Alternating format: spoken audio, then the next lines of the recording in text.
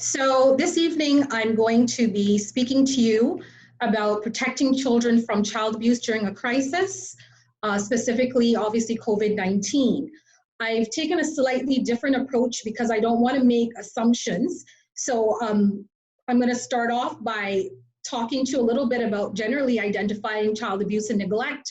We'll look at definitions, we'll look at signs and symptoms, and then we'll move into what child protection should look like even outside of a time of crisis. And then we'll spend the latter part of our time thinking about how we do that during a time of crisis. In identifying child abuse and neglect, there are some things that I felt were very important for you to know.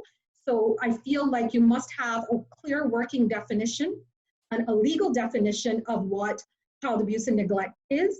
You must understand the basic types of abuse. If you're to protect someone from abuse, you definitely have to be able to know what are the types and what is it you're looking for. You have to have an understanding of how abuse might present itself in a victim. You need to have an understanding that the abuser often looks no different to anyone else, and we're going to look at that by specifically trying to distinguish between facts and myths as it pertains to child abuse. So what is child abuse and neglect? According to the Cayman Islands Children's Law 2012, the definition is abuse or neglect in relation to a child means A, sexual abuse of the child, or B, physical or emotional abuse of the child or neglect of the child to the extent that 1, the child has suffered or is likely to suffer physical or psychological injury detrimental to the child's well-being, or 2, the child's physical or psychological development is in jeopardy. So that's how it is broken down within our children's law, but oftentimes it's helpful then to further break down those meanings in terms of the various types of abuse. So we've noted sexual abuse, physical, emotional abuse, and neglect. So what is sexual abuse? Sexual abuse is any sexual activity with a child, such as fondling, oral genital contact, intercourse, exploitation, or exposure to child pornography. And I'd like to spend a little bit more time looking at the definition because oftentimes we want to look at definitions on a continuum, especially when it comes to sexual abuse, which is often an area that people get incredibly uncomfortable with. If we are to help to protect children, whether it's in a time of crisis or whether it's within our regular day-to-day activities, we have to understand that sexual abuse does not just equal sexual intercourse. It's on a continuum that includes non-touching behaviors all the way to touching behaviors. It includes non-penetrative behaviors all the way to penetrative behaviors. What do I mean by that? So pornography would not necessarily involve touching the child. It might be just showing the child inappropriate material, whether that's on a telephone, whether that's via video, on the internet, and it does not involve any touching of the child if it's standing on its own. Also, we have this belief that if there was no penetrative act, then it's kind of not so bad. And we really want to make sure that we are not taking that position. Any activity between an adult or an older young person with a child who is, let's say, about 4 years younger than them means that that child's sexual experience is being pushed forward in a way that's not natural, that's not acceptable. So we're not just looking at sexual intercourse, we're looking at a wide range of activities that fall along that continuum. So then we might want to ask ourselves, what kind of things might indicate that a child is being sexually abused? So we could notice a child having trouble walking or sitting. And again, these signs and symptoms, some of them are definitive to child sexual abuse, and some of them could be not on their own recognized as something that would indicate sexual abuse. But if they come in a cluster with other things, then we start asking those questions. Because obviously if we see someone having trouble walking or sitting, we can't just assume it is sexual abuse. It might be the child fell, not at the hands of anyone. They were riding their bike and now, something is hurting and that's what's causing that. So something like trouble walking or sitting by itself would not immediately indicate sexual abuse, but it might when in conjunction with other things. However, when a child demonstrates inappropriate knowledge about sexual acts as it concerns their age, or they're behaving in seductive ways that are not age appropriate for where they are developmentally, then we start asking questions. And that tends to be more of a definitive sign that something is going wrong. When we see children having inappropriate sexual contact with other children. So again, this is one where children have curiosity. And so something like, maybe children pulling their pants down when they're quite young, when they're just figuring out, okay, a girl has something different to a boy. That's not problematic. Of course, it will require intervention and some conversation from responsible adults. But when they are mimicking behaviors that go well beyond the curiosity of recognizing that boys and girls have different sexual body parts, that's when we start to ask questions. So developmentally, a 5-6-year-old should not know about sexual intercourse. So any attempt by a child that age to mimic that kind of behavior will be a very big red alert for us. So inappropriate sexual contact with other children. Then when you see children making very strong efforts to avoid a specific person without any obvious reason, again, this is not just about sexual abuse, but it raises that question as to why is this child going through all of this to avoid interacting with that individual. Sometimes children showing excessive embarrassment about changing in front of others or participating in physical activity, that again is a sign that is not exclusive to sexual abuse, but when combined with other concerns would cause us to start asking questions. When a child has an STD or is pregnant, that is a conclusive sign that sexual abuse has occurred. And when I say a child, within our law, we know that the age of consent for sexual activity is 16. But that window between 14 and 16 sometimes gets a little murky, because it could be that that 14-year-old has been exploring sexual activity with an age-appropriate peer. But where we become concerned is when it is not an age-appropriate peer, and a child younger than that, or even a pre-adolescent child, is presenting with an STD. So any 7-year-old who's presenting with an STD, that is a definitive sign for us that sexual abuse has occurred, and where we're going to be very, very concerned about that. Children who are frequently running away from home, again, not a definitive sign, but an indication that something is going wrong and that there's a need for us to start asking questions. And of course, the most clear and most definitive sign would be when a child actually says to us that they have been sexually abused. So sometimes children will be bold enough to be able to express that they've been abused or touched in some way, or exposed in some way that makes them uncomfortable. But sometimes it also is that it is discovered, meaning that as Sunday school teachers, as youth leaders, as persons who hold positions within youth serving organizations, maybe a child is not paying attention in the group and they're playing with their phone, and you say, look, come on, give me that phone, let's stay focused. And when you look, there's a message that that child is sending that's completely inappropriate to an adult, or sharing information maybe with a peer saying, it happened again. So in that instance, that would be a disclosure. But clearly the most definitive sign would be the actual statement that he or she has been sexually abused. Then we have physical abuse. So physical abuse involves physical harm or injury to the child. It may be the result of a deliberate attempt to hurt the child or excessively physically punish the child. Many physically abusive parents often insist that their actions are simply forms of discipline, ways to make the children learn to behave. But there is a very big difference between using physical punishment to discipline and physical abuse. Here in the Cayman Islands, and definitely within my role, I very much try to help parents find alternatives to physical punishment because there are concerns that physical punishment just leads really to sort of stopping the behavior when they're in front of parents or in front of responsible adults, but it doesn't teach the child how not to do that behavior and why not doing that behavior is important. So what are some of the signs when it concerns physical abuse? A child with frequent injuries, unexplained bruises, welts, or cuts, injuries that don't match the explanation they provide. So you see Susie, and Susie has a huge bruise on her inner arm, and you say, hey, what's going on there?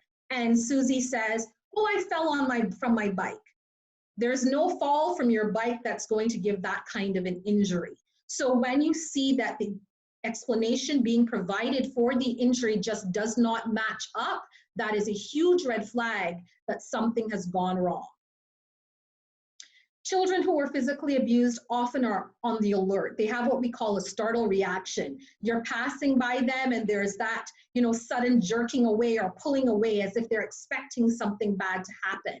That also is a very good sign that this child is kind of on edge all of the time. And especially if, you walk up on them and they're not realizing you're coming, they have that sudden pulling away, that's also suggestive that it's the kind of fear that someone may possibly be hitting them. So again, this is one of those signs that really do scream red alert. Another very clear sign is when the injury appears to have a pattern, like the pattern, the mark of a belt head, the mark of a hand. And obviously for some people, again, depending on how quickly you may or may not bruise, the time difference between seeing such a mark and that mark kind of fading obviously will differ. But once you see that, that is reportable as physical abuse. Children who shy away from touch or flinch at sudden movements, like I said a little bit earlier, or seem afraid to go home. It's the child who wants to stay to the very end, and after everything is completely done, they still seem to want to stay on. Okay, so those are some signs that we definitely need to pay attention to. Children who wear inappropriate clothing to cover up injuries, such as wearing long sleeve shirts on really hot days. And I will add though that here in Cayman, especially among our pre-adolescent and adolescents, they do have this thing about wearing jackets and so on over their clothing in times where you would think that it's incredibly hot.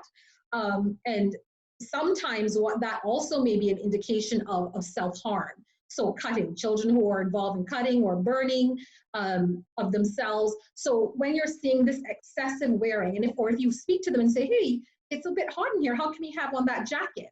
And they really are incredibly reluctant or flat out say they won't remove it, that's something to pay attention to because it could be physical abuse. Equally, it could be that the child is self-injuring and the jacket is providing a cover for that. Emotional abuse is the third type that we'll look at today.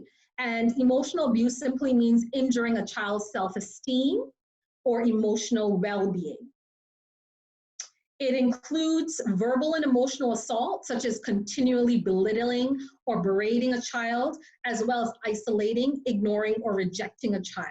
And I would say that emotional abuse is the type that's often very difficult to substantiate unless we have, a witness that's willing to say, yes, this has happened. Because often what occurs, it becomes the child's word versus the parent's word. But interestingly as well, emotional abuse seldom exists by itself. It's usually emotional abuse with physical, emotional abuse with sexual, emotional abuse with neglect. It's seldom that it's sitting on its own. So some of the signs include delayed or inappropriate emotional development of self-confidence or self-esteem, children who really just seem thirsted for positive remarks, or you make complimentary remarks and they never believe you. They just seem completely unable to accept that, you could truly believe that there is something good about them. You see social withdrawal or a loss of interest or enthusiasm. So they go from a child who enjoys interacting with people and, enjoys connecting. And then all of a sudden, for things that they normally would be very interested in, they have little or no interest. Depression can be a sign of emotional abuse, as does an avoidance of certain situations, refusing to go on the school bus or ride on the bus, desperately seeking affection. And sometimes then that can leave the child vulnerable to sexual abuse, especially if they're seeking this affection from older young people or from adults that have nefarious ideas. You can also see a decrease in school performance or a total loss of interest in school. And the last one I will mention is a loss of previously acquired developmental skills. So I was listening to Miss Brenda, and she spoke about this. When children are in a domestically violent home, that is a form of a child being emotionally abused. Sometimes you will hear what the victim of the domestic violence say, oh, but the children are okay. She or he never hits the child. But what is happening is the belittling, the isolating, the ignoring, the constant arguments within the house are having an impact on the child and can constitute emotional abuse. Then the last area that we're going to look at in terms of getting our definitions and our signs and symptoms would be neglect. Child neglect is a pattern of failing to provide for a child's basic needs, which include adequate food, clothing, hygiene, or supervision. Child neglect is not always easy to spot because a parent might become physically or mentally unable to care for a child. And if that is the case, then the question becomes, is this truly neglect, or is this a function of what is occurring with the parent?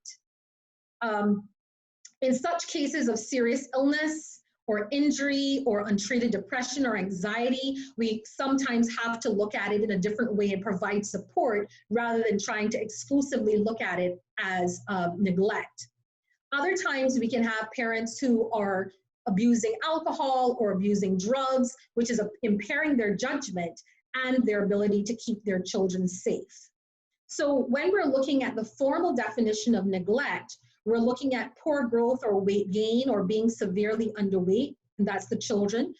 Children coming to school with poor hygiene or presenting at youth group or other youth-oriented activities where they clearly aren't, well showered. Their clothes are dirty or stained. They have an odor. Those kinds of things point to neglect. Lack of clothing or supplies to meet their basic physical needs. And so we're not talking about someone who is genuinely poor and is genuinely struggling, but we're talking about when it is intentional.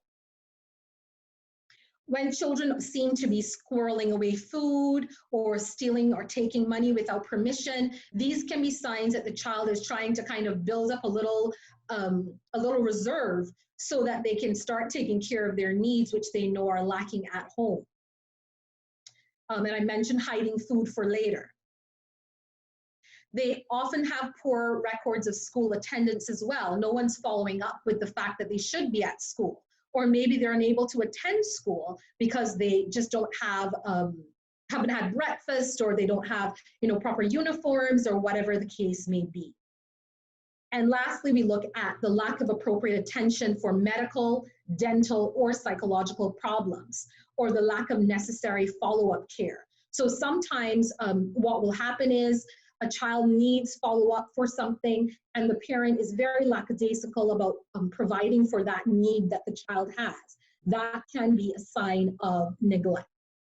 So as we move forward, I would like to start thinking about some myths and facts about child abuse. And I think this is important because if we're to protect children at all times, and then more specifically looking at protecting children during a time like this, we've got to be able to identify some of the myths and facts about child abuse so that we don't get caught not understanding what we're really looking for. So myth, it's only abuse if it's violent. That is absolutely not the case. Physical abuse, as I've just indicated, is only one type of child abuse. We have neglect, we have sexual abuse, we have emotional abuse, And the thing about it is we always assume that sexual abuse has to be violent. There have been instances where I have worked with children who actually did not see their sexual abuse as abuse at all. They knew it was confusing, but they didn't see it as abusive or as a bad thing because it did not hurt. And again, thinking about that continuum of behaviors, we can see where something could be done that is inappropriate and sexually inappropriate, but might not hurt.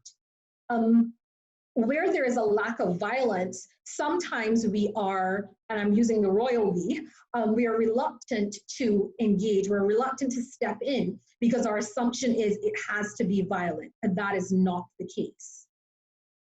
Only bad people abuse their children. Now, not all abusive parents or guardians are intentionally harming their children. We can have someone who is under the influence of a drug, who themselves are not clear about right and wrong, and then there's an impact on children. We can have someone who's suffering from a mental health issue that as a result is unable to properly care for their children. And they in essence are not bad, but they obviously, the impact of what they're going through is having a negative effect on their children. Under that idea of bad people is the third myth, which is abuse doesn't happen in good families. And especially within our church communities, we see sister so-and-so or brother so-and-so, and the way they present always seems incredibly godly. But the thing about it is where it concerns abuse, we cannot make an assumption that abuse cannot happen in the pastor's home, or abuse can't happen in the deacon's home, that abuse happens in a poor home. Abuse has no discrimination based on socioeconomic level, on race, on religion. Unfortunately, it's a scourge that goes throughout communities all over the world. And whatever we might personally designate as a good family does not mean that abuse will pass over that house. So we have to be alert enough to recognize this, because we can't do a job of protecting children if we, especially on this one, don't get that we can't prototype that abuser or prototype that victim, okay? Another myth is that most child abusers are strangers, and that is absolutely not the case. While abuse by strangers does happen, and for many persons maybe of my age group and a bit older, we would have been drilled on stranger danger. But really and truly right now, stranger danger is not the thing that we most have to worry about, because most families have that down pat. Don't talk to people you don't know. Don't wander off and talk with people that you don't know. But where we have fallen down is helping our children realize that you can be abused by someone that you love and you trust. And in fact, research shows us that the vast majority of children are abused by people that they know or their parents know and trust.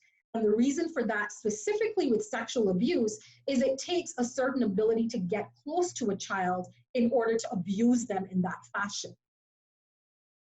Another myth is that abused children always grow up to be abusers, and that is not the case. It is true that some abused children are more likely to repeat the cycle. It is true that they can unconsciously repeat what they've experienced, which again is why, whether we're talking about sexual abuse or physical abuse or the exposure to domestic violence, we want to make sure that we are breaking those cycles. But it isn't true that every abused child goes on to abuse their children. In fact, some abused parents become excellent parents, and they go over and beyond to make sure that their children are safe. So what does it take to protect children? And I kind of want to do a little bit of a promotion here. You'll notice that my slide says darkness to light. Here in the Cayman Islands, this particular training, which is a child specifically sexual abuse training 101, is available free of cost through the Red Cross. I believe the Family Resource Center has a number of trainers for this program as well. I'm a trainer for this program. There are many trainers for this program where as organizations, you can get your youth serving workers to take this training. It is broken down into 5 steps, and the basic 5 steps are: learn the facts. So today, the facts that you've been learning are more focused on signs, symptoms, and definitions. But there are other facts, which include knowing the rate of abuse within our community. Ms. Brenda shared some stats in her presentation that were pairing domestic violence with child abuse. One of the things that we're always very mindful of is that even as we collect stats, we're only collecting statistics on things that have been reported. And what we do know is that there are many instances of child abuse that never get reported. How do we know that? We know that through retroactive studies, where we find that when people finally become an adult, they will respond anonymously to surveys, and of course this would be in the US, and they will reflect that they were abused as children. When we compare that data to the reporting data that we have, we see a huge discrepancy, which lets us know many people actually don't report. What else does it take to protect children? To minimize opportunity. As parents, you want to make sure that your children have minimal opportunity to be in one-on-one, uninterruptible situations with adults or much older young people. I'm not saying that as a parent, you will never allow your child to be around another adult, because obviously we have to trust someone. But we also have to make sure that we've talked about it, which is stage 3, talked about it enough for people to understand and to know, as a parent, as a guardian, as a Sunday school teacher, these are the things that I hold dear. I let you know up front, my children are aware of what parts of their body should be touched and what parts shouldn't be touched. My children are aware that if someone is going to discipline them, it will not include hitting them. My children are aware that if someone puts them down in a particular way, they're going to let me know. We also talk about it as responsible adults and share with our friends, because it creates a community of safety for our children. Then we have to be able to recognize the signs, which was pretty much what the major part of this presentation was about, being able to pick up those signs. And then lastly, what it takes to protect children is to react responsibly, meaning if we feel uncomfortable about something, it is our responsibility to make a request for service. And I'm intentional about saying making a request for service, because many people will say, oh, something strange is going on there, but I don't want to make that report because suppose I'm wrong. I am assuming that most of you are not police officers. I'm assuming most of you are not trained, achieving best evidence interviewers. I'm assuming that most of you are not some form of specially trained trauma counselor or trauma psychologist. So as an average person out in the community, your role is simply to react responsibly by requesting service from a professional who is better able to make those determinations. So what it takes to protect children in a crisis. I'm encouraging all of you to take darkness to light training. I'm encouraging all of you to consider your current child abuse prevention strategies, because if you are going to protect a child in a crisis, it means that you would have had some strategy prior to the crisis, because the crisis means chaos. And the time of chaos is probably the worst time to be trying to figure it all out. However, better late than never. So as an organization, what is your child abuse prevention strategy? Do you have a child abuse reporting policy? Are your staff members trained to recognize indicators of child abuse? Are they trained to recognize that if they see something that makes them uncomfortable, but does not meet a clear threshold, that they have a way of keeping a record of that? And then if something else happens, being able to look back and say, okay, on the 3rd of March I saw, and then again on the 5th of April I saw, and now it's May and I'm seeing something else. And none of them are quite at the threshold, but it is creating a pattern of concern, and therefore I am going to make a request for service. Does your organization have a code of conduct? Meaning, how are children and adults within your organization meant to interact with one another? Is it clear for all concerned?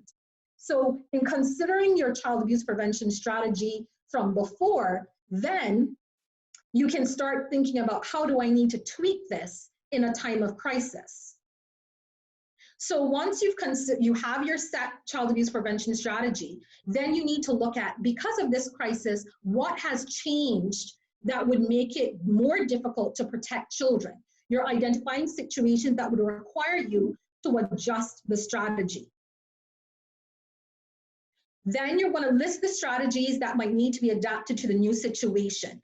Now, my plan here is to hope that there'll be some questions with regard to this, because I think the best way of fleshing this out would be to have some questions or some comments. So I'm going to kind of stick a pin in that one and move on to some resources that might help you as you start thinking about, do we have a good strategy? Does our strategy need improving? How do we do that? The Protection Starts Here group, which is coordinated by the Cayman Islands Red Cross, offers training to help organizations develop child protection reporting policies, to help them put together safe environment policies, to help them put together codes of conduct. And if you reach out to Carolina Fajeda, the deputy of the Cayman Islands Red Cross, she's more than happy to coordinate with the partners under Protection Starts Here to make that happen. Of course, the Family Resource Center, Ms. Brenda was just here. They are a source of resource as well. Darkness to Light Online, you can take the training online. There are lots of resources on that website. NetSmart, specifically because in this COVID time, we're doing so much online. How as parents, how as concerned Sunday school teachers do you commit to keeping your children safe from any kind of abuse online? Likewise, Connect Safely is another organization that helps you think through those things. And last but not least, well, not just yet, the American Professional Society on the Abuse of Children and the Monique Barr Foundation for Children specifically have tons of information on the individual level, more so than the organizational level, that help us think through, how do we create safety within this time of social isolation?